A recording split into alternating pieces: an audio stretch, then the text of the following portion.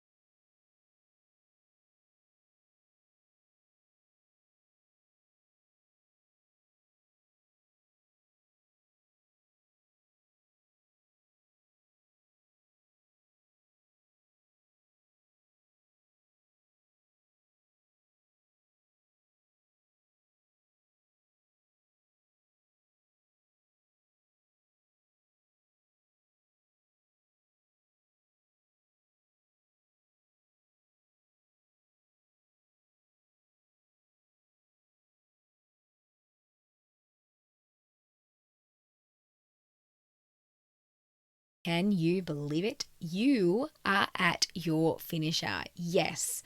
All right. So what we're going to do is some squat jumps, lateral bear crawls, and planks. When you are ready, you're going to continue doing your squat jumps until you hear the timer go. It's just around about a 30-second set. Again, chest up, land light on those feet. You guys have got this. You're coming into the last part of your workout and there's less than 5 minutes left. So just keep on going. Been loving a squat jump lately. It is so good and explosive for those legs. Once you hear that beautiful timer go, your hands are going to come straight down to that mat. You'll be in that 4-point kneel. You've got that lateral bear crawl coming in 3, 2, and 1. Take it down to the mat. Hands underneath the shoulders. Knees are lifted. Let's sidestep down one side of the mat and then all the way to the other side. Again, 30-second set. I want you guys to keep your butt down a little bit lower than what I have mine because that means your abs are going to work a little harder, and that is what we want. Keep going all the way till you hear that beautiful little bell ring, and then you're going to move into a really nice strong plank. Also been loving the planks of late. It's just what's been going on. Oh, I am exhausted at this point. I am sweating to pieces, and I hope that you guys are too. All right, jump into your plank position. Your knees can be connected to your mat if you need a little bit of extra support. Otherwise, hang out here. Now, I'm going to do a little form correction for myself. My shoulders should be over my elbows. So if I was correcting myself, I would say push forward more, okay? Now, if you've got that same setup too, I want you to pull yourself forward because that is better alignment and it's better for our beautiful shoulder capsule. That timer is on its way, team, and you are going to jump back up and get straight back into your squat jumps to finish off this beautiful workout. 3, 2, 1, you're up.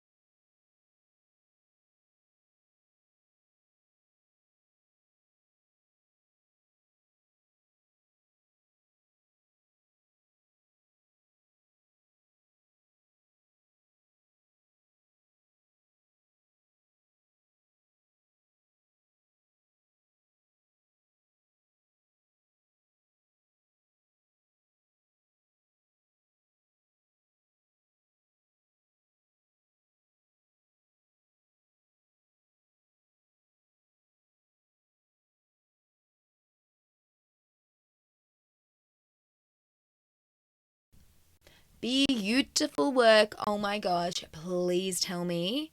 Please tell me you found that hard. I thought I was going to be sick after this workout.